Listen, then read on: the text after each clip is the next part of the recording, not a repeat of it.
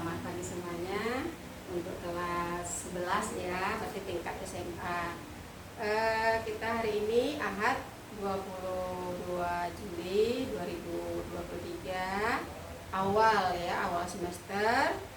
Kita akan mendalami PKN itu tentang kejadian-kejadian atau peristiwa-peristiwa yang pernah terjadi di negara kita.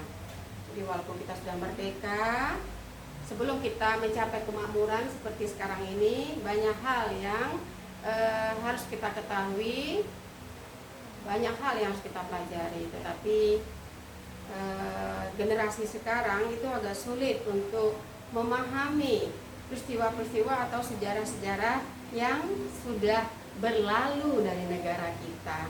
Seolah-olah negara kita itu berdiri sendiri dengan begitunya. Bahkan untuk menerapkan Pancasila saja dalam kehidupan bernegara, bermasyarakat, beragama, itu sekarang sudah mulai menurun. Karena bangsa kita ini lebih cenderung kepada kehidupan individualisme. Ya, karena mungkin dipengaruhi oleh berbagai teknologi, sehingga membelenggu pola kehidupan kita menjadi manusia yang konsumtif dan individualisme. Berarti tidak sesuai lagi dengan nilai-nilai yang terkandung di dalam Pancasila. Sementara bangsa kita adalah bangsa yang mencerminkan, yang menerapkan kehidupan itu berdasarkan 5 sila. Ya, 5 sila itu apa saja tadi? Ya, ada Pancasila, ketuhanan yang Maha Esa. Bagaimana kita bisa menghargai, menghormati keyakinan agama yang orang lain anut. Ya, sikap kita, tutur bahasa kita, itu mencerminkan kepribadian bangsa kita sendiri. Ya, jadi sekarang itu sikap itu sudah mulai hilang. Ya, terhanyut lama-lama kalau dibiarkan. Makanya kita perlu belajar sejarah. Kita perlu menerapkan pelajaran PKN ini. Ya, zaman saya dulu namanya PMP, Pendidikan Moral Pancasila, menitik beratkan kepada moral, sikap, perilaku. Nah, jika merah nilai PKN kita itu tidak bisa naik kelas. Kalau sekarang kan anak mau melawan guru mau ngomong sesuka-sukanya, nggak ada sih sanksinya itu secara moral. Makanya orang sewenang-wenang aja mengucapkan bahasa-bahasa yang ini sebenarnya tidak pantas untuk dibicarakan, untuk disampaikan. Tapi itulah yang membudayakan bangsa kita sekarang ini. Kasihan kan anak-anak kita atau adik-adik kita, generasi sekarang ini yang masih muda-muda. Ya, mengapa? Karena menerapkan pola hidup yang tidak sehat. Ya, cerminan kita itu adalah cerminan bangsa yang bermoral. Ya, menerapkan kehidupan nilai-nilai yang baik dalam keluarga, bermasyarakat dan bernegara. Ya, makanya kan berbangsa itu kan di dalamnya kan ada masyarakat. Masyarakat itu kan terdiri dari beberapa suku. Suku-suku ini kan saling berbeda antara satu dengan yang lainnya. Toh, mengapa kita antara suku yang lain kita saling, wah, aku orang Batak sih, aku punya marga. Ya, aku orang Padang loh. Ya, aku caronya ini. Aku sebagai orang Padang. Kau orang Batak, kau orang Kristen. Enggak seperti itu sih. Ya, kau berbeda bahasa, berbeda agama, tapi kita tetap satu, yaitu dalam naungan Pancasila. Makanya Pancasila itu sebagai landasan ideologi bangsa kita yang harus kita terapkan. Anak sekarang aja baca Pancasila aja nggak tahu, ya kan? Nah, apa sih nak 5 sila itu? Terbalik-balik dia.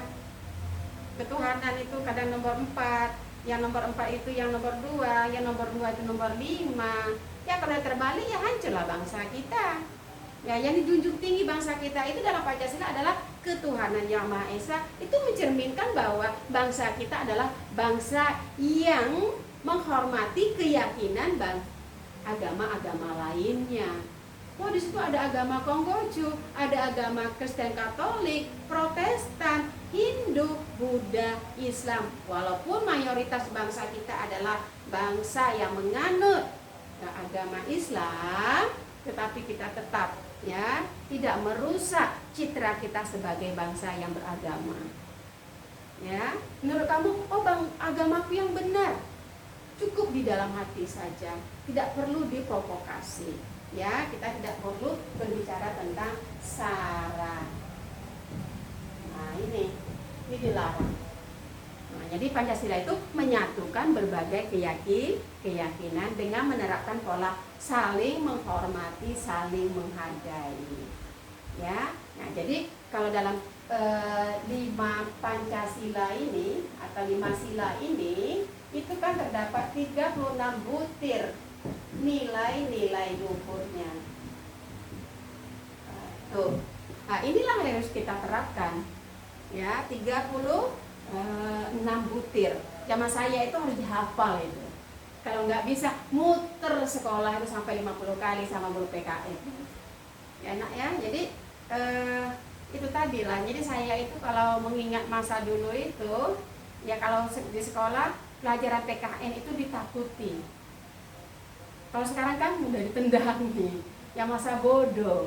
Undang-undang dasar aja kamu nggak tahu. Mana pembukaannya? Apa itu preambul ya? Nah itu. Kenapa kita tidak mau ingin tahu? Kita mempunyai hidup masa bodoh. Nah ini tadi yang diterapkan oleh generasi sekarang itu. Nilai hidup masa bodoh. Ya masa bodoh aku. Kalau mau mati, mau makan ya masa bodoh memang urusanku. Kan tidak begitu juga. Kita sebagai manusia sosial ya salinglah. Ya saling memberikan perhatian, saling bagaimana gitu ya, saling peduli. Ya hidup peduli ini akan membuat hidup kita akan nyaman, akan damai. Kenapa? Ya bukan, kalau memang bukan orang itu membalasnya, mungkin suatu hari orang lain. Kita berbuat baik kepada si A, belum tentu si A itu yang balas. Ya, di mana kita berada, ada saja kebaikan itu datang kepada kita. Makanya, ya kenapa kita takut berbuat baik? Mengapa kita takut menghormati orang lain? Mengapa kita takut menghargai? Ya, seolah-olah kitalah yang lebih hebat. Nah, ini yang dihindari di dalam sila kelima, ya, 5 sila ini. Ya, bukan 5 sila apa ya? Maksud saya itu di dalam Pancasila. Hidup gotong royong. Itu kan? Kita manusia sosial butuh pertolongan orang lain. Kita butuh bantuan orang lain dalam arti untuk menyelesaikan sesuatu tidak bisa secara sendiri, ya secara gotong royong. Makanya kita menerapkan hidup tolong menolong, gotong royong. Dalam memberikan suatu keputusan kita bermusyawarah. Mana yang terbaik itulah yang kita ambil. Ya, jadi kata orang, ada pepatah mengatakan ambil yang jernih, buang yang keruh, ambil yang jernih. Nah, seperti itu. Jadi memutuskan sesuatu dengan bermusyawarah. Oke? Nah, jadi itu. Jadi potensi di negara kita karena bermacam-macam suku yang terdapat di dalam negara kita ini membuat ya keadaan negara kita ini apakah selamanya aman? Belum tentu. Ya, terjadinya pemberontakan. Sampai sekarang aja terjadi pemberontakan kan di daerah Papua sana. Kehidupan bangsa primitif atau suku primitif ini tadi tidak bisa menerima pembaharuan dari luar, sehingga orang luar datang dianggap ancaman bagi mereka. Ya, nah, pergi ke Kalimantan, ya ada suku Dayak yang memakan orang-orang dari luar itu. Kenapa? Dianggap itu sebagai ancaman bagi mereka.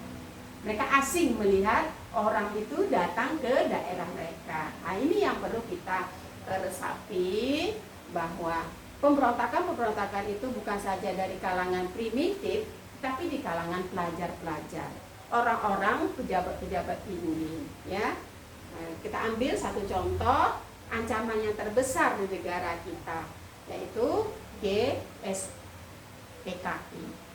Itu kan pemberontakan untuk menjadikan bangsa kita ini bangsa yang ateis, bangsa yang tidak mengakui Tuhan, adanya Tuhan. Tuhan itu adalah pada dirinya sendiri. Nah, ini kalau seperti itu ya gimana? Bangsa yang tidak mengakui adanya Tuhan. Contoh salah satu negara yang mengakui kekuatan negara mereka ada pada tangan mereka. Ya Korea Utara. Ya kan? Nah, itu ateis. Nah, mereka percaya kepada diri mereka sendiri. Terus rakyat bekerja ya untuk negaranya. Rakyat bekerja untuk presidennya. Nah, rakyat dibuat aturan-aturan yang ketat. Ya, tidak boleh seperti ini, tidak boleh seperti itu. Makanya, kita tahu nggak negara Korea Utara itu bagaimana? Kan tidak selalu di posting, tidak selalu di share. Mengapa? Karena mereka tidak mau mengukur negara mereka ke dunia luar. Nah, mereka kuatnya di dalam negara mereka sendiri. Kenapa? Itu tadi mengagungkan kekuatan negara di tangan mereka. Nah, tuh. Mau nggak negara kita dijadikan negara ateis? Ya, makanya PKI itu mau ya menjadikan negara kita ini negara yang tidak mengakui adanya Tuhan. Ya, yang mengakui mereka Tuhan ada pemimpinnya. Kekuatan itu di tangannya. Ya, Partai Komunis Indonesia. Ada ID, ya. Lari ke negara-negara luar karena banyak duitnya, ada yang mendanainya. Dulu kan Soviet kan, Uni Soviet itu kan, itu adalah negara komunis. Cina, RRC, ya, ini juga negara-negara komunis. Ya, kita belum dihadapi di dalam negeri, di luar negeri, itu semuanya ancaman. Ancaman dari dalam maupun ancaman dari luar. Nah, sekarang kita berbicara tentang ancaman yang ada di dalam negeri. Contoh, salah satunya adalah PKI. Yang kedua adalah pemberontakan Ambon. Ya, pemberontakan Ambon itu di mana? Coba kamu lihat di modul, ya, di modul ya, sentimen etnis, ya. Ada namanya satu itu adalah sentimen etnis. Tahu etnis? Suku. Kita kan ada bermacam-macam suku. Suku Batak, suku Padang, suku Jawa, Melayu, Bugis, Banjar, apalagi Ambon, ya kan? Orang apalagi Flores, ya. Itu banyak suku-suku yang ada di negara kita. Jadi ada sentimen etnis itu berujung penjarahan. Nah, ini penjarahan. Berarti merusak kan? Merusak kenyamanan hidup bermasyarakat.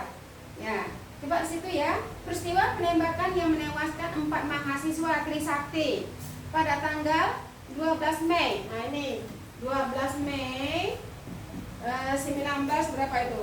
1998. Ya, 1998. Ya. Ternyata berbuntut panjang dan menyulut emosi warga. Akibatnya keesokan harinya Jakarta menjadi lautan aksi massa. Nih di Jakarta. Ya, Trisakti kan? Nah, ini. Itu Universitas Trisakti ya, itu tempat-tempat artis yang banyak menganut agama Kristen ya, mohon maaf ya anak-anak ya. Nah, jadi ini terjadilah lautan massa. Ya, di situ ada beberapa titik penjarahan, pembakaran yang mengakibatkan krisis moneter.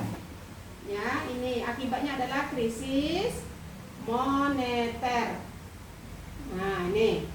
Tuh, kemudian aksi kerusuhan hebat pada Orde Baru. Ini pada Orde Baru ya, ini zaman Orde Baru. Nah, Orde Baru itu tahun 1998 juga untuk melumpuhkan Presiden Soeharto. Nih, melumpuhkan Presiden Soeharto. Nah, ini waktu itu saya udah ini ya, 1998 itu saya udah selesai kuliah ya, nak ya, udah ngajar. Nah, itu semua mahasiswa seluruh penjuru Nusantara ini terjun. Ya, banyak yang mati mahasiswa saat itu. Karena apa? Untuk menurunkan takhta Pak Presiden Soeharto kita. Ya, nah, itu dipimpin oleh Amin Rais. Nah, itu terjadilah zaman reformasi yang sekarang ini. Ya, itu jadi sentimen etnis, terjadinya penjarahan yang besar-besaran, kemudian banyak mahasiswa Trisakti itu yang mengalami cedera dan bahkan yang terbunuh karena dikerumuni keroyokan massa. Ya, jadi terjadinya krisis moneter. Benar, saat itu ya makanan, sandang pangan itu putus. Nah, barang-barang di toko-toko itu dijual mahal. Karena untuk mendapatkannya itu penyalurannya terhambat oleh adanya kudeta-kudeta yang dilakukan oleh oknum atau mahasiswa-mahasiswa yang menolak keberadaan Soeharto untuk bertengger menjadi presiden berikutnya. Itu luar biasa dulu. Nah, itulah terjadinya peristiwa pemberontakan mahasiswa yang sangat luar biasa. Mereka menggunakan kendaraan laut, kendaraan darat untuk melumpuhkan semua yang ada di wilayah kita. Ya, itu pada tahun 1998 itu hanya sentimen etnis.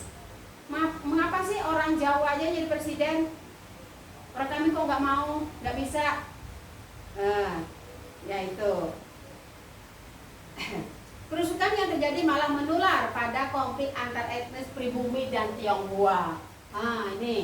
Ini etnis pribumi dan Tionghoa.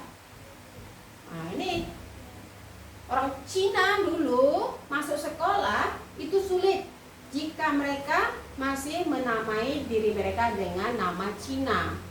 Misalnya Teng Li Tan misalnya, Chuang Kuang Kuang. Mereka tidak berhak untuk mendapat pendidikan di Indonesia. Makanya teman-teman saya itu namanya diubah. Ada namanya Susanti, Susanto, Budianto, Budiarti, Sriani. Nah, itu karena nama mereka harus dijadikan warga negara Indonesia. Karena dulu bangsa Tionghoa ini atau etnis Tionghoa ini, mereka itu statusnya adalah warga negara asing yang menetap di wilayah Indonesia. Ya.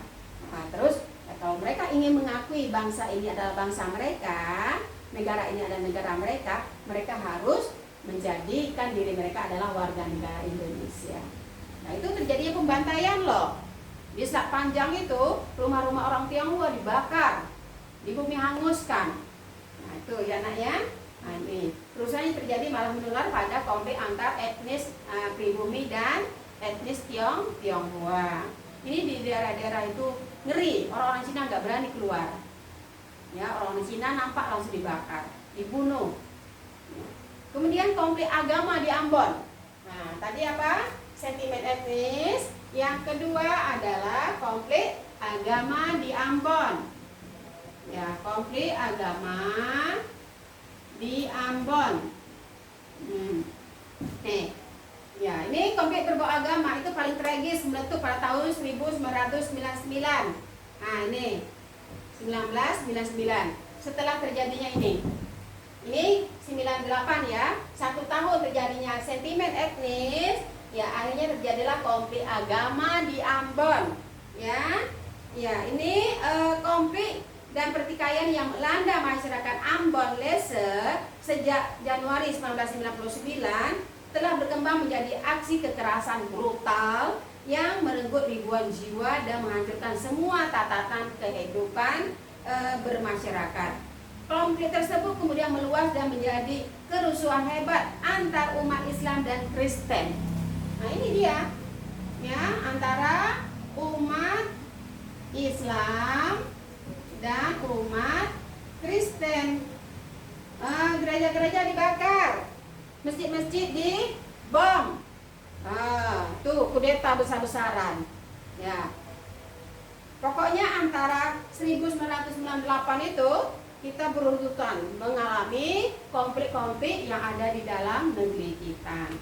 Ya. Kemudian konflik tersebut kemudian meluas menjadi kerusuhan hebat antar umat Islam dan umat Kristen. Nah, jadi berbunuh-bunuhan lah antara orang Islam dengan orang Kristen. Ya, yang berujung pada banyaknya korban jiwa, kemudian kerusakan tatanan kerukunan umat beragama. Ya, di Ambon berlangsung cukup lama sehingga menjadi isu sensitif sampai sekarang. Dulu orang nampak orang Ambon langsung bunuh. ya. Orang Ambon nampak orang Islam langsung bunuh. Orang Islam mau beribadah langsung ditembak. Orang Ambon mau ke gereja langsung dibunuh, ya. Seperti itu. Kita mau melakukan ibadah terhambat, kita mau pergi ke rumah ibadah juga terhambat. Jadi seperti itu ya. Jadi tatanan kehidupan kita antar umat itu saling bermusuhan. Yang ketiga, tragedi Sampit. Ini bahaya loh, suku Dayak melawan Madura. Ini luar biasa. Kalian boleh nonton di YouTube. Itu ada filmnya, tragedi Sampit, suku Dayak dan Madura. Ya, tragedi Sampit ini adalah konflik berdarah antar suku yang paling membekas dan bikin geger, ya, bangsa Indonesia pada tahun 2021. Yang ketiga, tragedi Sampit, ya, 2001, ya. Konflik yang melibatkan suku Dayak dengan orang Madura ini dipicu banyak faktor. Warga Madura sebagai pendatang, jadi warga Madura ini sebagai pendatang dianggap gagal beradaptasi. Kan tahu sendiri kan orang Dayak kan, dia banyak tradisinya, banyak aturannya gitu loh. Jadi orang Madura ini tidak mau ikut aturan, ya. Jadi orang Dayak ini merasa tersinggung terhadap adat dari orang Madura ini. Ya, akibat bentrok dua suku ini, ratusan orang meninggal dunia. Nah, ini lama terjadi ya. Kemudian pemerintah melawan kelompok separatis, ya. Pemerintah RI, ya, pemerintah RI dengan kelompok separatis. Nah, apa itu kelompok separatis? Kelompok yang disebut Gerakan Aceh Merdeka. Ini GAM, ya, Gerakan Aceh Merdeka. Jadi Aceh itu dulu mau membentuk negaranya sendiri. Jadi mereka tidak mau ikut aturan bangsa kita. Mereka ingin keluar dari basis negara Republik Indonesia atau NKRI ini. Jadi makanya dulu banyak orang-orang Aceh itu namanya GAM, Gerakan Aceh Merdeka, ya. Kemudian ada lagi namanya RMS. Ya, RMS ini sama juga ini ya, Gerakan Separatis. RMS, RMS itu adalah Republik Maluku Selatan. Ya, ini juga ingin membuat negaranya sendiri. Ya, Gerakan Republik Maluku Selatan. Kemudian ada lagi namanya Operasi Papua Merdeka atau OPM. Banyak loh. Papua itu ingin merdeka sendiri. Maluku juga ingin membuat negaranya sendiri. Aceh juga ingin membuat negaranya sendiri. Jadi itulah yang memicu konflik di Indonesia. Kemudian penyerangan kelompok Syiah di Sampang. Yang keempat itu penyerangan Syiah di Sampang. Sampang ini di mana? Sampang ini di mana? Di apa nih ya? Sampang itu mana ya? Oh, Madura, Jawa Timur. Ya, Syiah. Ini aksi penyerangan terhadap pengikut Syiah. Ya, Syiah itu kan banyaknya di Timur Tengah ya, seperti Irak, Iran, ada Sunni, ada Syiah gitu. Jadi mereka punya tradisi yang di luar dari agama kita konteksnya ya. Ini pengikut Syiah terjadi di dusun Nangkerna, Desa Karanggayam, Kecamatan Omben, Kabupaten Sambang, Madura, Jawa Timur pada Agustus 2012. Ini 2012. Jadi udah lama juga kan? 2012 sebanyak 2 orang warga Syiah tewas dan 6 orang lainnya mengalami luka berat serta puluhan warga mengalami luka ringan. Itu ya hal-hal yang memicu peristiwa ancaman dari dalam negeri kita. Jadi itu silakan kalian buat rangkuman untuk kelas 11 hal-hal yang memicu terjadinya kerusuhan atau pemberontakan di dalam negeri kita. Ya, itu tugasnya. Dan anak itu saja, silakan dibaca modulnya di halaman 6 dan halaman 7. Mudah-mudahan kalian bisa memahami apa yang saya jelaskan tadi, bahwa yang menjaga NKRI ini adalah kita sendiri. Ya, terima kasih. Assalamualaikum warahmatullahi wabarakatuh.